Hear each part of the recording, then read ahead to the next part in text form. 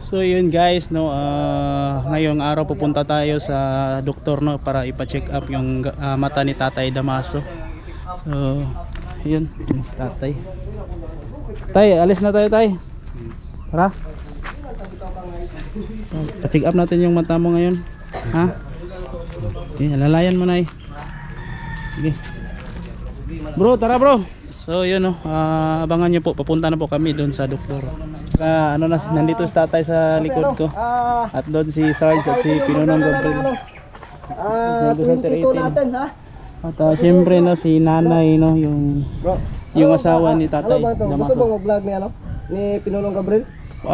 Pag meron ng gamit bro, pag makumpleto. Ano? So yun, no, sana magiging ano na to, matagumpay itong pagpapacheck up namin kay Tatay sa mata niya. So yun, abangan nyo po. Ulat natin yung pangalan ni Tatay. Hawakan mo, Gabriel.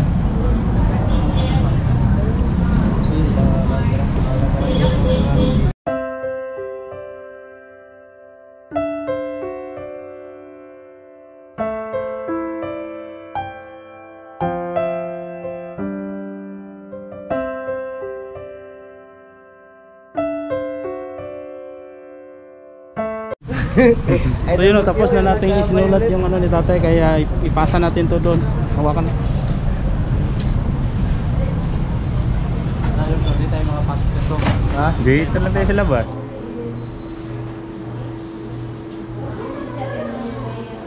Pero kung nagsunod sa inyo, gapluda. So yun guys, no, nandito kami sa mall, no. Galing tayo kanina sa doktor ng mga mata, no, at hindi pa pwedeng ipa-laser si Tatay kasi mataas yung BP niya, no. Kaya dito muna kami sa mall para kumain, no, kasi alas 12, no. Video vlog ba? Video vlog ba? Hindi man. Ha? Hindi. Ayan, kakain muna kami kasi gutom na kaming lahat.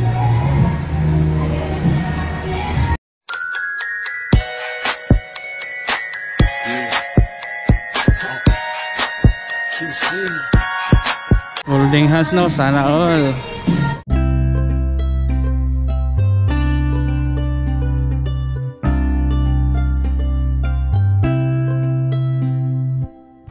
Nandito tayo sa ano. Kain muna tayo, no. Ito yung si Boss Doc yo. Nag-order pa lang. Ano kaya orderin ito? So hindi ako nag-record sa akin, no. Mamaya lang siguro mag-record din ako. Saka ito si Nanay at si Tatay. So yun, no, nagbabayad na yung mga busing. Daming perang busing, oh. Daming perang busing, oh. Huwag na kong G-Sa, friend.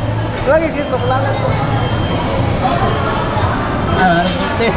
Ha? Kulang pala yung 100. Ito na 50. Iba talaga pag may pera. Dito. Hindi ba ito si Quinta? Ano si Quinta? Wala, ito na dito.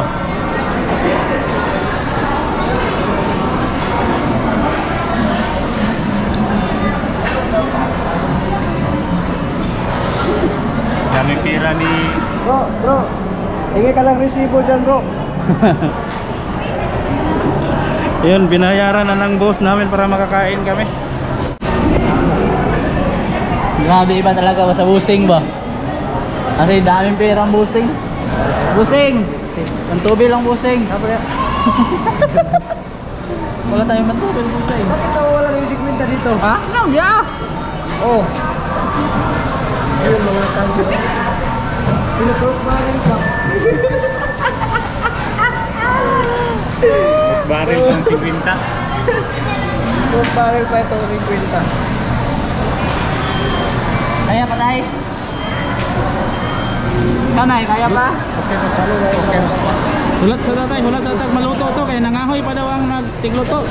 Okay, pasko rin. Okay pa? Okay ra? Nangahoy pa daw kay maglungag. Boss, madali lang yan ba? Uwi natin sa bayan, pa-check up natin yung kuhan. Para kung maaga pang oras ba, tapos patang oras pa uli, pwede na ito na iapit sa doktor. Yun mga ka-explore, no, yung sitwasyon ni Tatay kasi may problema siya sa kanyang dugo, mataas, kaya hindi siya pwedeng ipa-laser, no? Pa-laser yung kanyang mata. Kailangan mo na siyang ipatingin doon sa doktor para bigyan siya ng reseta ng doktor para bumaba yung dugo niya. Pag bumaba na yung dugo niya, pwede na siyang i-laser. I-schedule na siya tapos i-laser. Maaawot daw ng 25,000. Pero kung makakuha siya ng PhilHealth, siguro yung babayaran na lang mga 9,500 o mahigit. Mababa yung babayaran pag meron siyang PhilHealth. Kaya kukunan namin siya ng PhilHealth, no? At ipatingin namin siya sa doktor para bumaba yung, mabigyan siya ng resita at bumaba yung dugo niya at pwede na. So ngayon hanggang hindi pa yun nangyayari, kain muna kami dito, no, dito kami sa loob ng mall para malamig, no, kasi mataas yung dugo niya, bawal siya sa mainit. So yun, abangan nyo yung pag mumukbang na.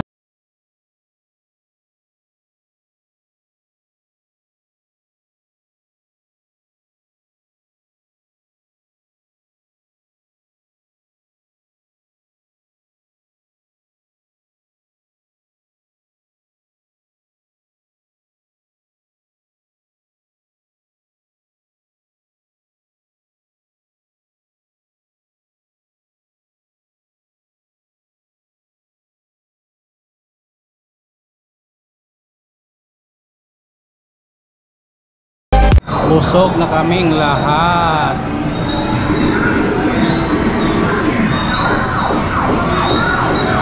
Oh, hindi pa pala tapos. Nagpahinga ka lang pala, sir. Relax, wala na kanyo tayo. Akala ko tapos na kaming lahat. Nagpahinga lang pala si Serge. Ano, libre kasi to. Dapat bilo tayong kumain. Ano, only rice. Nakalimang rice nga ako. Oh, Wala ka tapos na ba? Nagpahinga lang pala parang akin ito. Pinatangisan ako ba? Sinasamsan lang pala yung ano yan. So yun, akala ko tapos na siya kasi parang humihiga na. Sinasansan lang pala yung pagkain.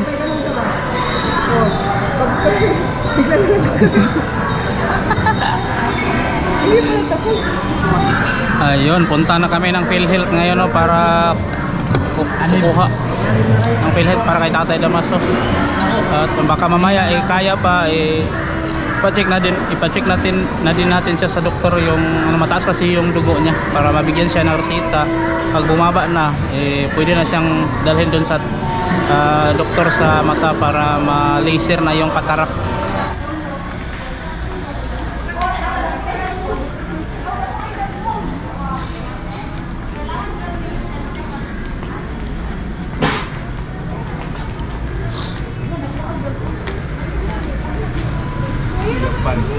So yun mga ka-idol, dito tayo sa center para ipacheck up natin si Tatay para next week madala mo siya sa matuloy na yung ano niya para pang-laser sa mata.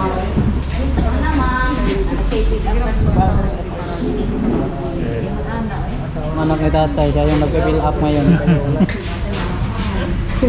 Ano pangalan ka ba, bro? Putik kamay. Alam mo pang may nag-comment kanina? Kamukha raw kayo ni Tatay. Oh, nagluwag ka. Okay, may sa katil tayo.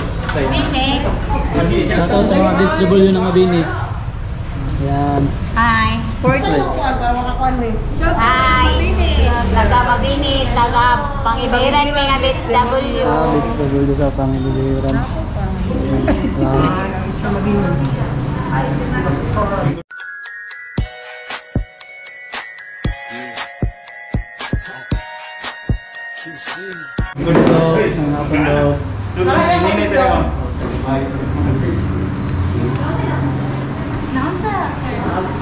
Kuhaan siya, kinahanglan mo siya ipa-check up kay taas yung dugo, kaya mo siya yung mata bitaw ipa-laser. Ipa-laseran ba? Para makakita siya. Ay, taas ito yung dugo. Muna na yung pala BP. Mo siya ipa-check up mo siya aron maresetahan ang kambal mainom. May require rin sa ay ma'am. Actually, maintenance sir, or wala pa rin siya maintenance. Dili ma? Dili ko. Okay, Wala sa rin pa ng sakit. pneumonia, TB, sir, wala. Wala yan. Cares ko lang. Wala po visit TV. Sa inyong pamilya, ma'am, naamoy mga sakit sa heart. High blood lang. Program mo yung lagi kaya? Grabe kung si Boss Daldal, oh. Padamin-daming lang tuloy, oh. So,